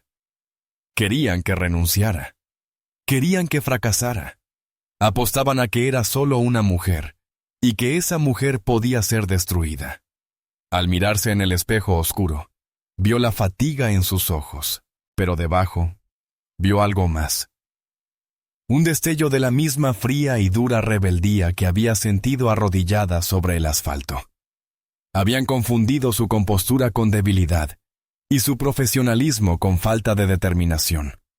No tenían ni idea de con quién estaban tratando. La olla a presión no la estaba quebrando. La estaba forjando. Cada mentira, cada amenaza, cada difamación solo endurecía su determinación. Creían que la estaban sometiendo a juicio. En realidad, solo estaban avivando el fuego de la mujer que les serviría de juez y jurado. La presión era un crisol, y Alani Taylor no iba a derretirse. Iba a agudizarse. Alani canalizó la inmensa presión en un enfoque singular e implacable. La campaña de difamación fue pura propaganda. El archivo fantasma proporcionado por la sargento Miller fue la señal, Era su guía a través del laberinto de la corrupción del Departamento de Policía de Northwood, y comenzó a usarlo no como evidencia directa, sino como un informe de inteligencia para guiar cada movimiento de su equipo. El archivo menciona a un tal Juan Martínez, dijo durante una sesión informativa matutina, señalando un nombre de una denuncia de hace 12 años. Golpeado por Coulson durante una parada de tráfico. Se desestimó la denuncia. El expediente oficial no mostrará nada, pero las notas de Miller indican que Martínez fue atendido en el centro de urgencias St. Michael y que su hermano, Carlos Martínez, tomó fotos de las lesiones. Encuéntrenlas. El proceso de investigación fue minucioso. Su equipo, ahora unido por su liderazgo inquebrantable, se desplegó por toda la ciudad y más allá. Eran fantasmas digitales que escudriñaban bases de datos antiguas, registros de propiedad y archivos de redes sociales. 2 investigadores del FBI encontraron a Juan Martínez trabajando en una obra en construcción en un estado vecino. Había abandonado Northwood hacía años intentando escapar del recuerdo de su humillación. Al principio, le aterraba hablar con ellos. El miedo a las represalias policiales estaba profundamente arraigado en él. «Vendrán por mí», dijo en voz baja, con la mirada nerviosa de un lado a otro. «Vendrán por mi familia». La investigadora principal, una agente experimentada llamada Sarah Jenkins, especializada en generar confianza con testigos vulnerables, se sentó con él en su camioneta durante su hora de almuerzo. «Juan», dijo con suavidad, «entiendo tu miedo, pero las personas a las que temes son a quienes estamos investigando. Este es un caso federal de derechos civiles. A la Dotco Taylor, la mujer a cargo, también le pusieron un arma. La obligaron a arrodillarse en la calle, igual que a ustedes. No es solo una investigadora. Es una de ustedes. Ese fue en el punto de inflexión. Saber que la persona que lideraba la causa había sufrido la misma degradación creó un puente de experiencias compartidas. El miedo de Juan dio paso lentamente a una ira latente que había reprimido durante más de una década. Aceptó hablar. Su hermano Carlos guardaba las fotos en un viejo disco duro en su ático. Las imágenes eran demoledoras. Juan tenía la cara hinchada, el ojo izquierdo morado y casi cerrado. Una clara contradicción con el informe oficial, que afirmaba que no había sufrido lesiones. Este se convirtió en el modelo. Utilizando el libro de Miller, identificaron y localizaron a otras víctimas. Cada una tenía una historia de abuso, y cada historia había sido borrada oficialmente. Estaba la Ciudad Gable, una anciana cuyo hijo, pasajero en un coche que Coulson había detenido, fue arrastrado y tirado al suelo por mirarlo mal. Estaba Marcus Thorne, un estudiante universitario que fue registrado ilegalmente y detenido durante horas porque encajaba en una descripción vaga, una experiencia que le causó una ansiedad abrumadora.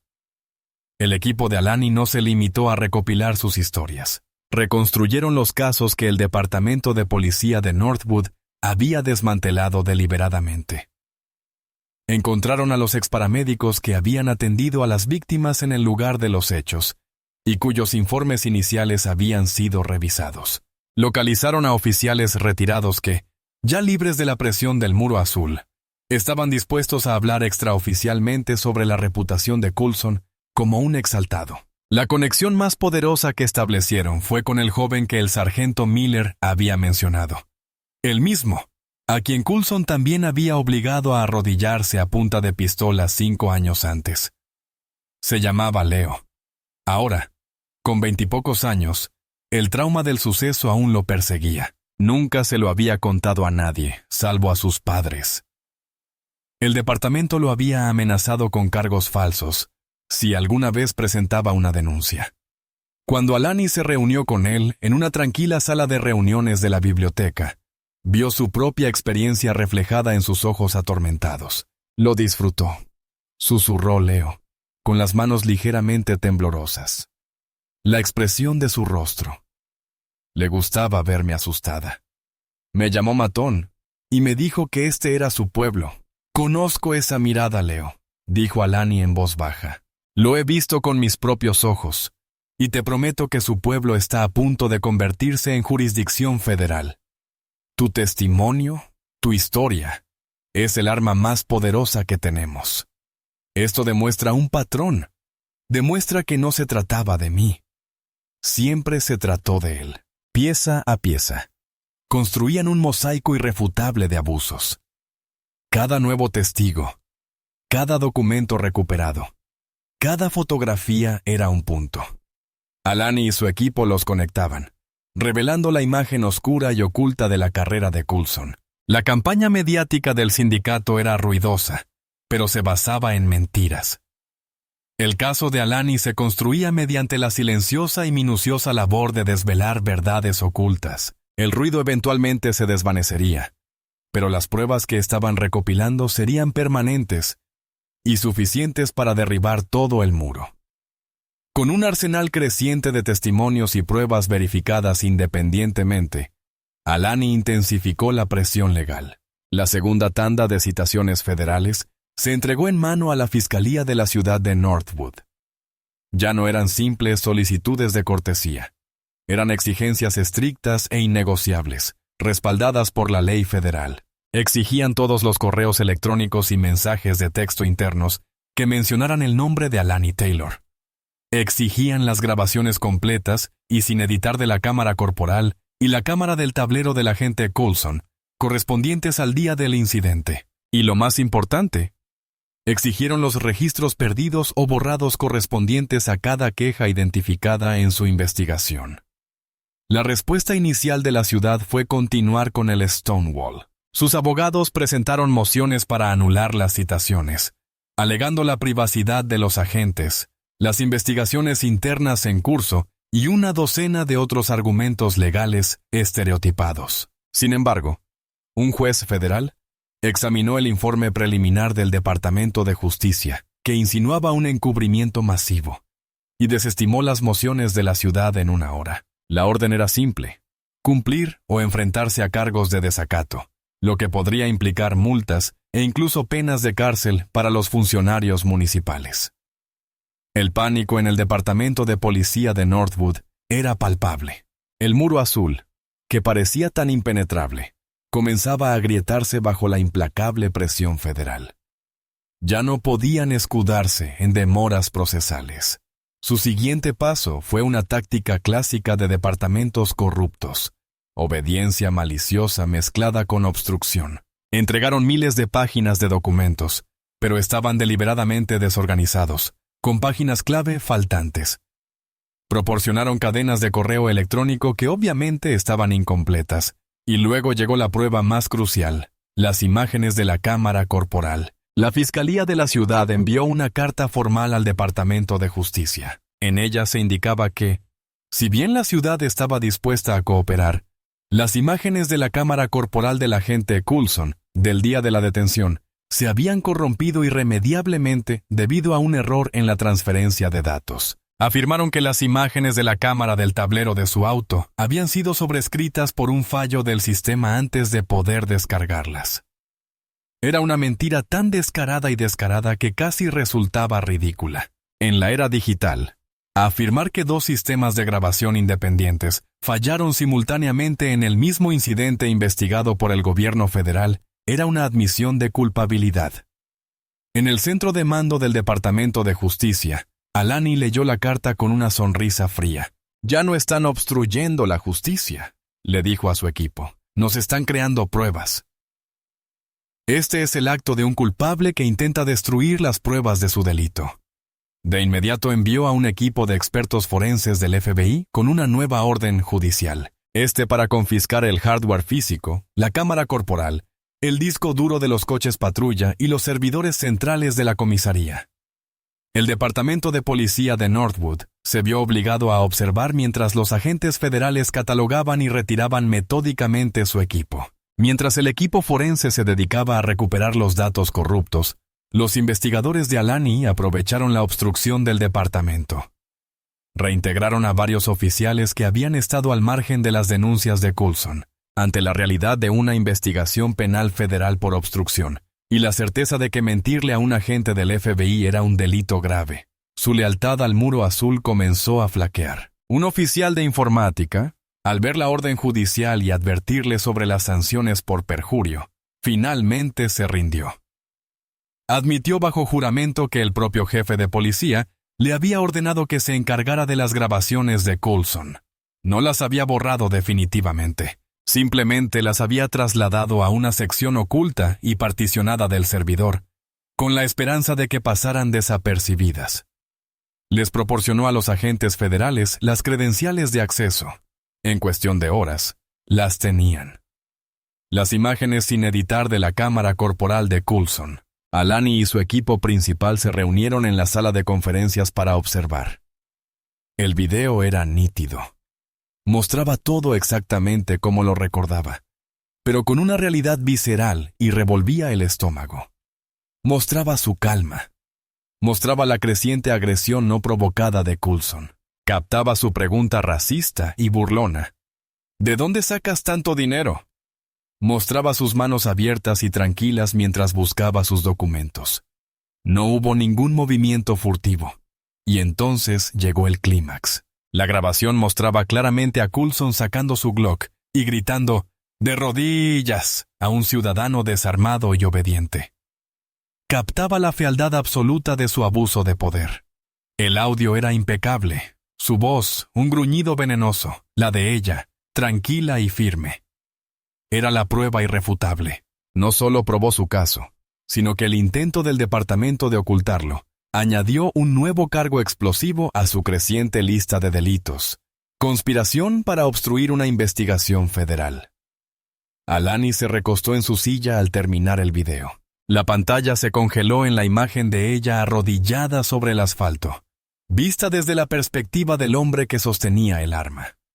El muro de piedra no se había derrumbado sin más. El departamento de policía de Northwood le había dado la dinamita que necesitaba para que todo saliera a la luz. Se habían excedido, y ahora el camino hacia un gran jurado estaba despejado. La convocatoria de un gran jurado federal es un proceso solemne y secreto. Un procedimiento en el que el gobierno presenta sus pruebas a un grupo de ciudadanos comunes para determinar si existe causa probable para emitir una acusación formal. Para Alani y su equipo, era el momento en que sus meses de investigación incansable y minuciosa se pondrían a prueba. Aún no estaban llevando el caso a juicio. Estaban argumentando que era necesario. El proceso se llevó a cabo en una sala segura dentro del Tribunal Federal, sin jueces ni abogados defensores, solo los fiscales, los testigos y los 16 miembros del gran jurado.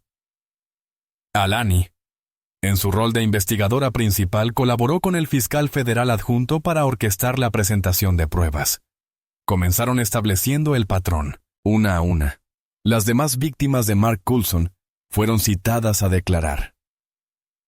Juan Martínez, con voz firme a pesar del temblor en sus manos, relató la paliza que había sufrido 12 años atrás. Los fiscales mostraron las fotos que su hermano había tomado, ampliadas en una pantalla gigante. Las brutales lesiones eran un claro testimonio de la violencia que había sufrido. Marcus Thorne describió el trauma psicológico duradero de haber sido detenido ilegalmente y acosado siendo estudiante universitario. La señora Gable habló con la serena dignidad de una madre cuyo hijo había sido maltratado innecesariamente. Su testimonio retrataba el desprecio de Coulson por la comunidad que juró proteger. El testimonio que silenció a la sala fue el de Leo. El joven, ahora con todo el peso del Departamento de Justicia, habló de cómo lo obligaron a arrodillarse a punta de pistola. Su relato era un eco escalofriante de la propia experiencia de Alani, y mientras hablaba, los rostros del jurado se endurecieron. Ya no veían incidentes aislados. Veían un claro patrón de comportamiento depredador, un claro indicio de humillación y abuso. Para corroborar estas historias, la Fiscalía presentó las pruebas que tanto les había costado obtener. Mostraron los informes oficiales desinfectados junto a los documentos médicos originales contradictorios. Reprodujeron el audio borrado del despacho, donde se escuchaba a Coulson profiriendo insultos racistas. Cada prueba era un ladrillo y estaban construyendo una fortaleza de causa probable. El momento más dramático se produjo con un testigo anónimo que testificó tras una pantalla con voz electa. No podía revelar su identidad, pero sí podía testificar a favor del sistema que había protegido a Coulson durante tanto tiempo. Describió la política no oficial de ocultar las quejas contra oficiales favorecidos. Explicó cómo se perderían los informes, cómo se intimidaría a los testigos y cómo el sindicato intervendría para sofocar cualquier investigación legítima. Habló de una cultura donde la lealtad se valoraba por encima de la ley, y donde un oficial como Coulson no era visto como una carga, sino como un ejecutor de un código tácito para el departamento. La voz disfrazada de Miller resonó en la sala silenciosa. Coulson no era un oficial problemático, era un soldado perfecto. Finalmente, la fiscalía presentó las pruebas del encubrimiento en el caso de Alani. Reprodujeron las imágenes sin editar de la cámara corporal. Los miembros del gran jurado observaron en un silencio absoluto y horrorizado cómo se desarrollaban los acontecimientos en la pantalla. Vieron a Coulson burlarse. Escucharon sus órdenes ilegales y lo presenciaron apuntar con su arma a una mujer desarmada sin justificación alguna. Luego, el fiscal federal adjunto presentó el testimonio del oficial de informática que había ocultado las grabaciones por orden del jefe. Mostró los correos electrónicos y las comunicaciones internas que exigían la destrucción de pruebas. Este fue el golpe final y devastador. Elevó el caso de la brutalidad de un solo oficial a una conspiración criminal que involucraba a las más altas esferas del departamento de policía.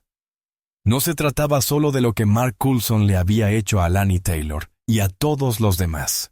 Se trataba de lo que todo el departamento había hecho al Estado de Derecho. Alani no testificó. Fue una decisión estratégica. Debía centrarse en el peso abrumador de las pruebas, no en la historia personal de un solo agente federal. Su papel fue tras bambalinas, asegurándose de que cada pieza del rompecabezas se presentara con una claridad impecable e irrefutable. Tras 3 días de testimonios y pruebas, la presentación concluyó. El gran jurado se quedó deliberando. Alani y la fiscalía esperaban en una oficina cercana, sumidos en un silencio cargado de expectación. Habían presentado una avalancha de pruebas. Ahora estaban en manos del jurado. Menos de 2 horas después, recibieron la citación. El gran jurado había tomado una decisión. Los 4 miembros entregaron el documento firmado al fiscal federal. Era por lo que habían trabajado. Era lo que las víctimas habían esperado durante años. Era una ley verdadera, una decisión de acusar. El caso iría a juicio. El acta de acusación se hizo pública a la mañana siguiente y cayó sobre la ciudad de Northwood como una bomba. La noticia se difundió primero en los sitios web de los tribunales federales y luego explotó en los medios locales y nacionales. No se trató de un solo cargo, sino de una acusación formal de varios cargos que expuso la profundidad de la corrupción.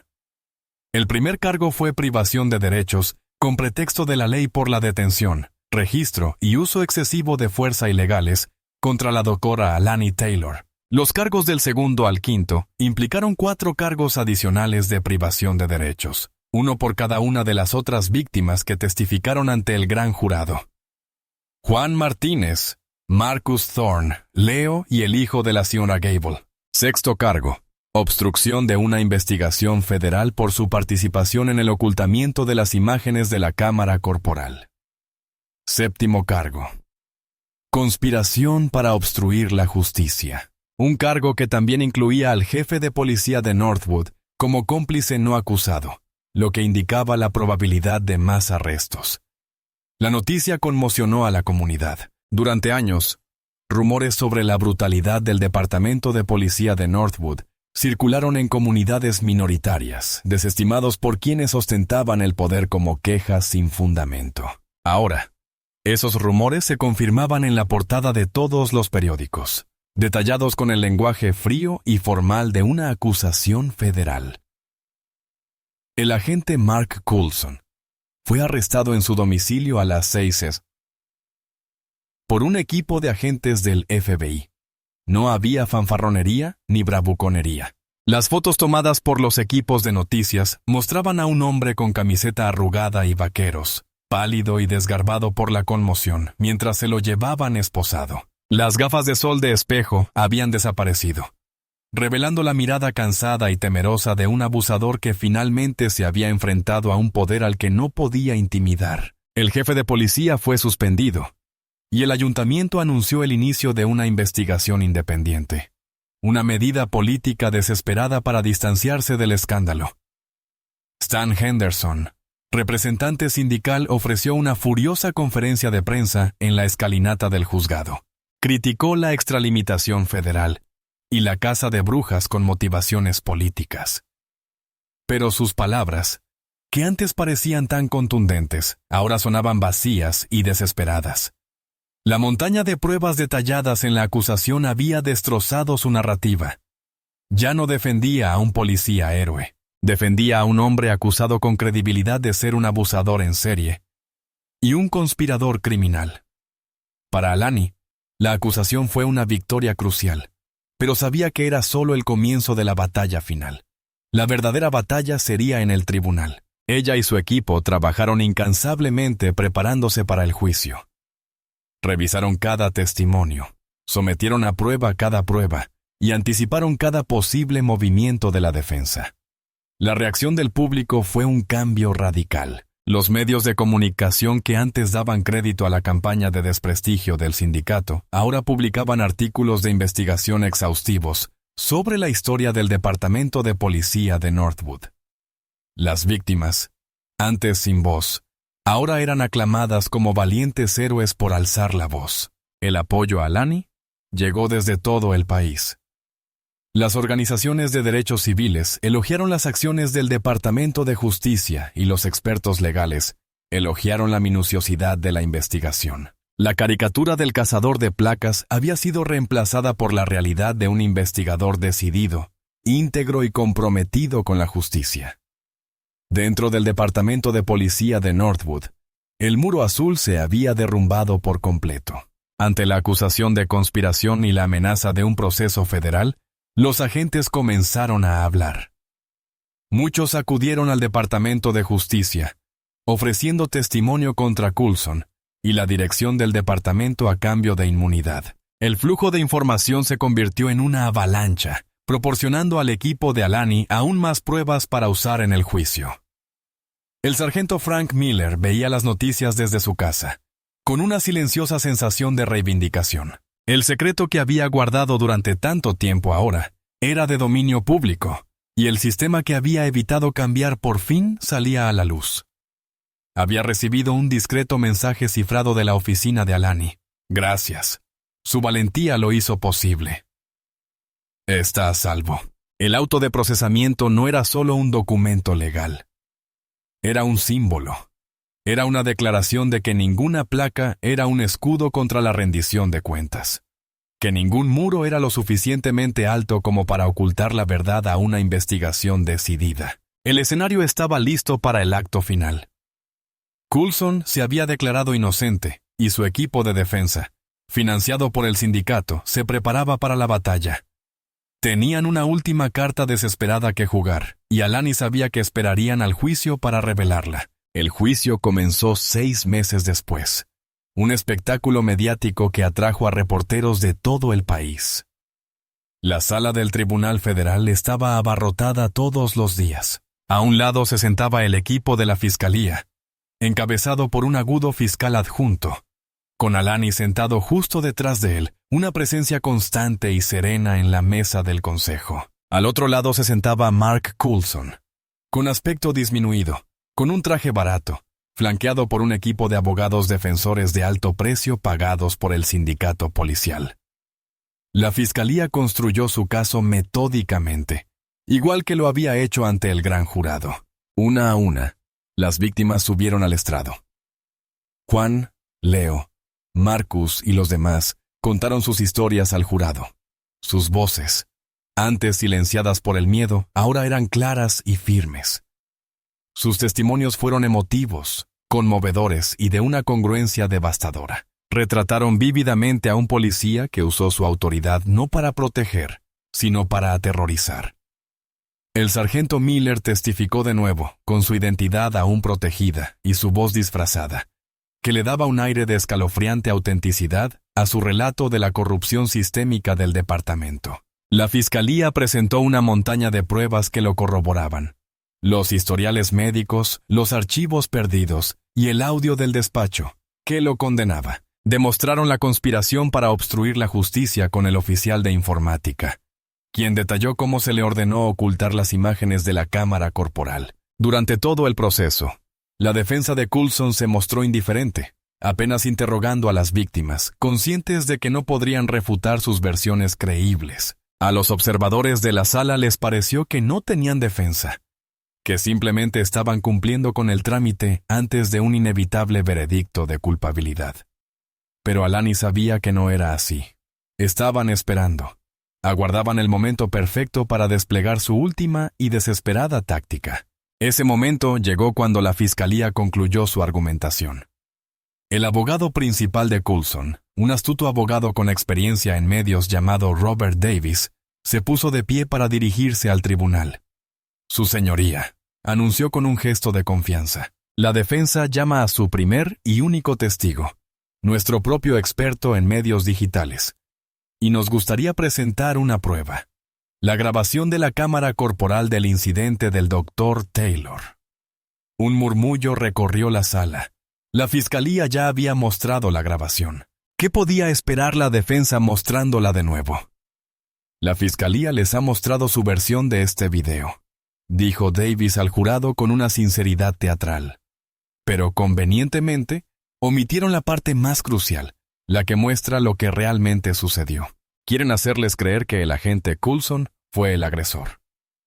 Estamos a punto de demostrarles que, de hecho, estaba reaccionando a una amenaza verbal directa de la propia doctora Taylor. El perito de Davis subió al estrado y comenzó a reproducir el video en las grandes pantallas de la sala. Empezó igual, con Coulson acercándose al coche de Alani, pero el audio era diferente. Se oía entrecortado y con un extraño zumbido bajo. Luego llegó el momento en que Alani salió del coche. En esta versión, su voz se volvió repentinamente fuerte, distorsionada y agresiva. No tienes ni idea de con quién te estás metiendo. La voz del vídeo gruñó. Te quitaré la placa por esto. Te destruiré. La sala del tribunal se quedó sin aliento. El jurado parecía atónito, mirando de la pantalla a una Alani conmocionada, y luego de vuelta a la pantalla. En esta versión, el acto de Coulson de sacar su arma parecía casi razonable, una reacción a una amenaza directa y creíble. El video terminó justo después. Como pueden ver, dijo Davis, volviéndose hacia el jurado con una sonrisa triunfante. La doctora Taylor no era una víctima tranquila y obediente. Era una agresora que usó su cargo federal para amenazar a un policía. El agente Coulson actuó para neutralizar una amenaza percibida, tal como estaba entrenado para hacerlo. El Departamento de Justicia les ha estado ocultando esta verdad desde el principio. La táctica fue tan brillante como perversa. No negaron la existencia del video. Lo alteraron. Tomaron la prueba más sólida de la fiscalía y la tergiversaron para convertirla en un arma contra su principal testigo. Apostaban a que la sutil distorsión pasaría desapercibida, a que el jurado se dejaría influenciar por el impactante audio y a que todo el caso se derrumbaría bajo el peso de esta nueva revelación. El fiscal se puso de pie, protestando furiosamente, pero el daño ya estaba hecho. El jurado estaba confundido. Su confianza en la versión de la fiscalía se tambaleaba. Alani miró a Coulson por primera vez desde su arresto. Tenía un destello de esperanza en los ojos, una fe ciega en que, después de todo, podría salir airoso. Alani se inclinó hacia adelante y le susurró al fiscal federal: «Acaban de perder el juicio». El abogado la miró perplejo. «Creen que somos tontos», continuó, con una mirada fría y segura. «No tienen ni idea de lo que puede hacer nuestro equipo forense. Llame a nuestro testigo de refutación ahora mismo». La defensa había jugado su última carta. Pero habían subestimado enormemente la mano que Alani sostenía. La sala del tribunal estaba llena de tensión. A la mañana siguiente, el video manipulado por la defensa había sumido el proceso en el caos, y los rostros del jurado reflejaban una mezcla de confusión y sospecha.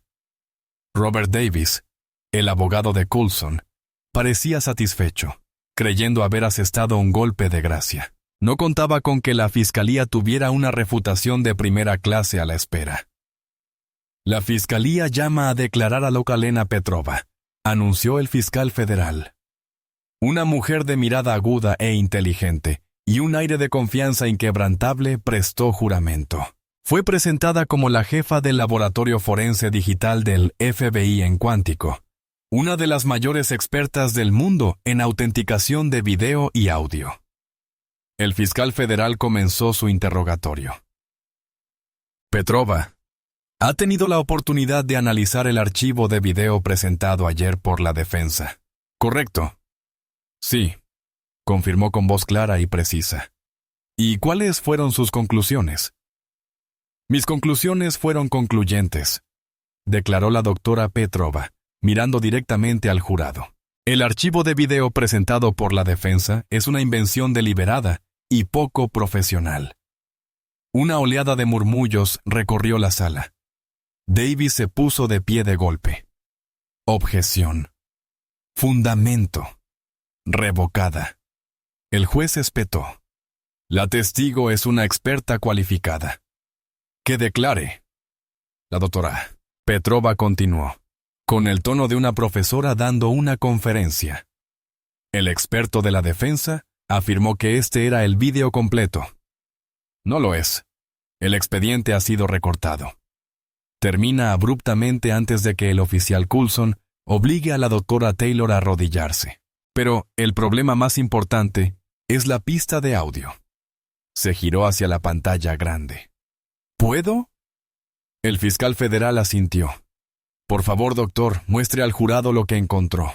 Los datos de audio, como el video, dejan una huella digital. Dr. Petrova explicó mientras aparecía en pantalla un gráfico complejo de forma de onda.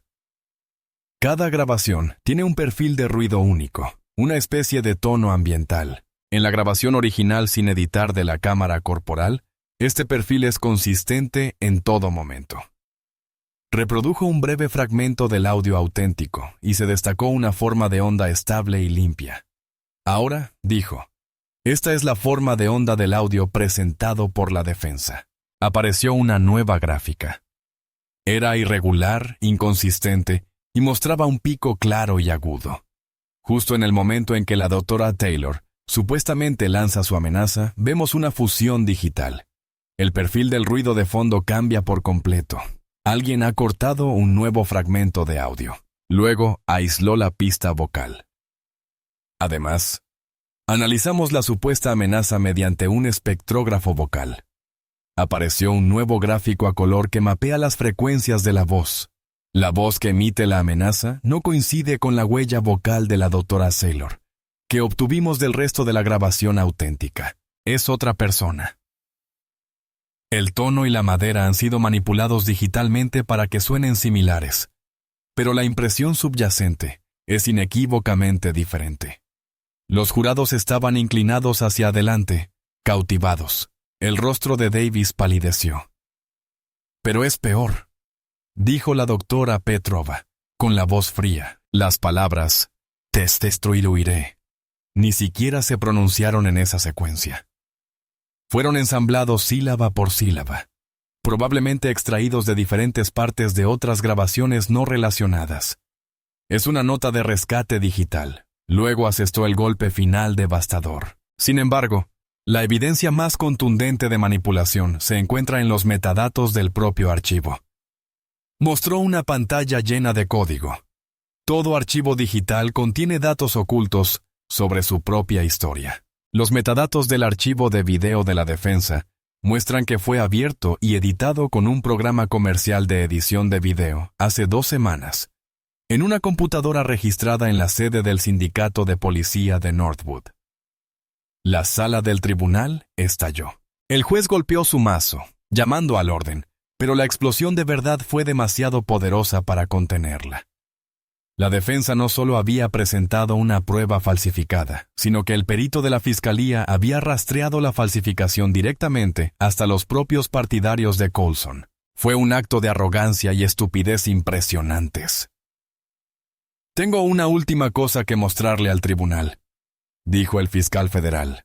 Con la voz llena de furia justificada, se volvió hacia el secretario. «Por favor, reproduzcan la prueba 117B de la fiscalía, la grabación completa, sin editar y autenticada de la cámara corporal del agente Coulson». El video original se reprodujo de nuevo. El jurado lo vio con nuevos ojos. La confusión se transformó en asco. Escucharon las verdaderas palabras de Coulson, vieron sus verdaderas acciones. Vieron la agresión no provocada, el trasfondo racista y el descarado abuso de poder. Lo vieron apuntar con su arma a una mujer desarmada y gritar, «¡De rodillas!». La grabación continuó más allá de donde se había detenido la versión de la defensa, mostrando a Alani arrodillándose lenta y dolorosamente sobre el asfalto arenoso. La prueba digital no solo había exonerado a Alani, sino que había incinerado la última esperanza de Coulson y expuesto la profundidad de su corrupción y la de sus aliados. El juicio había terminado, prácticamente. Solo faltaba el veredicto. El jurado deliberó durante menos de una hora. El descarado acto de presentar pruebas falsas en un tribunal federal había disipado cualquier duda persistente y consolidado su decisión. Cuando regresaron al estrado del jurado, sus rostros mostraban una expresión sombría y resuelta. El secretario del tribunal tomó el veredicto del juez. La sala quedó en un silencio sepulcral. En el primer cargo, privación de derechos contra el médico. Alani Taylor, ¿cómo lo declara? Culpable, respondió la cuarta persona con voz firme. En los cargos del segundo al quinto, privación de derechos. ¿Cómo lo declara? Culpable de todos los cargos. La letanía continuó. Culpable de obstrucción. Culpable de conspiración. Con cada pronunciamiento, Mark Coulson parecía encogerse en su silla. El veredicto fue rotundo, un repudio absoluto y total a sus acciones y mentiras. Cuando se leyó el veredicto final de culpabilidad, se desplomó hacia adelante, con el rostro ceniciento. Su abogado, Robert Davis, miraba al frente con la mirada perdida, con su carrera probablemente arruinada por su participación en el plan de manipulación de pruebas. La sentencia se dictó un mes después. La jueza federal, una mujer severa y sensata, conocida por su apego al Estado de Derecho, miró a Coulson desde el estrado. «Señor Coulson», comenzó, con voz desprovista de compasión. «Usted juró defender la ley. En cambio, se convirtió en su depredador. Se centró en los ciudadanos por el color de su piel y el precio de su coche. Los aterrorizaste, humillaste y agrediste. Y luego usaste tu placa como escudo para ocultar tus crímenes. Tus acciones son una mancha para todo policía honorable que sirve con integridad», continuó, elevando la voz con ira contenida. «Pero tus crímenes no terminaron ahí. Cuando te atraparon, no mostraste remordimiento. Participaron en una conspiración para obstruir la justicia. Ustedes y sus aliados intentaron manchar la reputación de un servidor público dedicado. Y, lo más vil, presentaron pruebas falsificadas en este mismo tribunal. Eso no fue solo un ataque contra el Dr. Taylor. Fue un ataque a los cimientos mismos de nuestro sistema judicial. Este tribunal no tolerará tal desprecio». Hizo una pausa, dejando que el peso de sus palabras se asentara. «Por los delitos de privar a los ciudadanos de sus derechos constitucionales, por obstruir una investigación federal y por su conspiración contra el sistema de justicia de Estados Unidos. Este tribunal lo condena a una pena de prisión». Lo miró directamente. Las directrices sugieren un rango. Sin embargo, por la profunda y reiterada violación de la confianza pública, este tribunal dictamina que se le condena a 6 años y 4 meses de prisión federal. La sentencia fue precisa, un mensaje claro de que cada día se había rendido. Una exclamación de asombro recorrió la sala. Fue una sentencia significativa, mucho mayor de lo que Coulson jamás hubiera esperado. mientras los alguaciles estadounidenses se acercaban para detenerlo. Miró a Alani. No había triunfo en sus ojos, solo una serena y solemne determinación. Estaba tan cegado por su propia intolerancia, que se había peleado con la única persona que tenía el poder, la habilidad y la voluntad inquebrantable para llegar hasta el final, mientras se llevaban a Coulson esposado, iniciando su viaje a la prisión federal. Alani se encontraba en la escalinata del juzgado, flanqueada por las víctimas que valientemente habían testificado. La prensa se abalanzó sobre él. Un mar caótico de cámaras y micrófonos. Alani subió al podio, no como víctima, sino como reformadora. El veredicto de hoy no es motivo de celebración, sino un momento de solemne rendición de cuentas, comenzó, y su voz se oyó entre la multitud. Envía un mensaje claro. Nadie está por encima de la ley, pero la justicia para estas víctimas no es suficiente. Debemos asegurarnos de que no haya futuras víctimas. A continuación, anunció la siguiente fase del trabajo del Departamento de Justicia. Con efecto inmediato, el Departamento de Justicia está imponiendo un decreto de consentimiento al Departamento de Policía de Northwood. Este acuerdo legalmente vinculante te exigirá reformas radicales en la capacitación, la supervisión y las relaciones comunitarias. Habrá un supervisor designado por el gobierno federal para garantizar su cumplimiento. La cultura de corrupción que protegió a Mark Coulson durante años llega a su fin hoy. Fue un nuevo amanecer para la ciudad. El veredicto hizo justicia. El decreto de consentimiento prometía un cambio. El calvario de Alani, que comenzó con un momento de profunda humillación al borde de una carretera, culminó con el desmantelamiento total de una institución corrupta. Más tarde esa noche, Alani se encontraba en el balcón de su apartamento, contemplando las luces de la ciudad. El ruido del juicio había cesado. Las cámaras se habían ido, y un profundo silencio se había apoderado de ella. Pensó en el viaje, el calor abrasador del asfalto sobre sus rodillas, la furia fría que la había sostenido, los rostros de las otras víctimas que habían encontrado su voz. Esto nunca se trató solo de un hombre. Se trataba de la naturaleza insidiosa del poder cuando se ejerce sin rendir cuentas. Se trataba de la valentía silenciosa de un solo sargento que prefirió la conciencia al conformismo, y de la fuerza colectiva de las víctimas que se negaron a permanecer silenciadas por más tiempo. Su victoria no residió en la sentencia de prisión de Coulson, residió en la promesa del decreto de consentimiento, en los cambios estructurales que protegerían a innumerables personas. Se había enfrentado a lo peor de un sistema quebrado y lo había obligado a ceder un poco ante la justicia. Fue una lucha dura, agotadora y necesaria. Las cicatrices de su humillación permanecerían no como marcas de vergüenza, sino como recordatorios del precio de la vigilancia y la profunda fuerza que se requiere para convertir el dolor personal en bien común. La batalla estaba ganada, pero ella sabía que la lucha por la verdadera igualdad estaba lejos de terminar. ¿Cuál consideras que fue el momento más conmovedor en el camino de Alani hacia la justicia? ¿Has presenciado alguna vez una situación en la que la valentía de alguien haya marcado una verdadera diferencia? Comparte tu opinión en los comentarios.